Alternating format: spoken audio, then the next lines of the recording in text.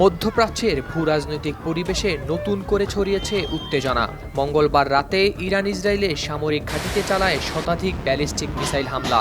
একের পর এক মিসাইল আঘাত হানে ইসরায়েলের গুরুত্বপূর্ণ স্থাপনায়, যার মধ্যে অন্যতম ছিল মোসাদের সদর দফতর, নেভাতিম বিমান ঘাঁটি এবং টেল নোভ এয়ারবেস। এসব হামলা ইসরায়েলের নিরাপত্তা ব্যবস্থাকে ফেলে দিয়েছে বড় ধরনের চ্যালেঞ্জের মুখে। মার্কিন সংবাদ মাধ্যম সিএনএন এ হামলার ভিডিও বিশ্লেষণ করে জানায়, ইরান থেকে ছোড়া ব্যালিস্টিক মিসাইলগুলোকে ইসরায়েলের অন্তত ৩টি সামরিক স্থাপনায় একের পর এক আঘাত হানতে দেখা গেছে, বিশেষ করে নেভাতিম বিমান ঘাঁটি। ভিডিওতে দেখা যায় আকাশের দিকে তাক করা ক্যামেরায় কয়েক ডজন মিসাইল এই ঘাঁটিতে আছড়ে পড়ে এবং প্রতিরোধের চেষ্টা করা হলেও কয়েকটি মিসাইল সরাসরি আঘাত হানে।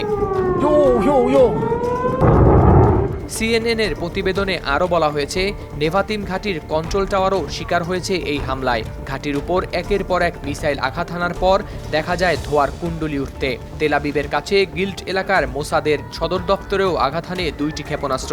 সেখানে থাকা আবাসিক ভবন এবং বাণিজ্যিক স্থাপনাগুলো মিসাইলের আওতায় ক্ষতিগ্রস্ত হয়েছে। ইসরায়েলের সামরিক বাহিনী জানায়, এই হামলায় ইরান প্রায় 180টি মিসাইল ছুড়েছে, যার মধ্যে অনেক মিসাইল আকাশেই করা হয়েছে ভূপাতিত।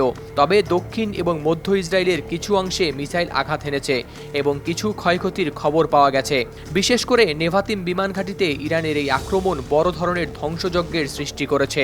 ইসরায়েলি বাহিনী আরও জানায়, তারা প্রতিরোধমূলক পদক্ষেপ গ্রহণ করেছে, তবে এত বড় আকারের হামলার মোকাবিলা করা সহজ ছিল না। ইরানের এই ধরনের আক্রমণ সাম্প্রতিককালে সবচেয়ে বড় সামরিক চ্যালেঞ্জের একটি হিসেবে গণ্য করা হচ্ছে। এর আগেও এবছরের 13 এপ্রিল ইরান নেভাতিম বিমান ঘাঁটিতে ছুড়েছিল মিসাইল। সেবার ঘাঁটির ক্ষয়ক্ষতি তুলনামূলক কম ছিল, কিন্তু এবারকার আক্রমণ অনেক বড় এবং মারাত্মক আকার ধারণ করেছে। এই আক্রমণের ফলে মধ্যপ্রাচ্যের নিরাপত্তা পরিস্থিতি আরও জটিল হয়ে উঠেছে। বিশেষজ্ঞরা মনে করছেন, এই আক্রমণ ইসরায়েলকে প্রতিশোধ নিতে প্ররোচিত করতে পারে, যা পরিস্থিতি নিয়ে যেতে পারে আরও খারাপের দিকে। হাওলাদার শামীম, RTV।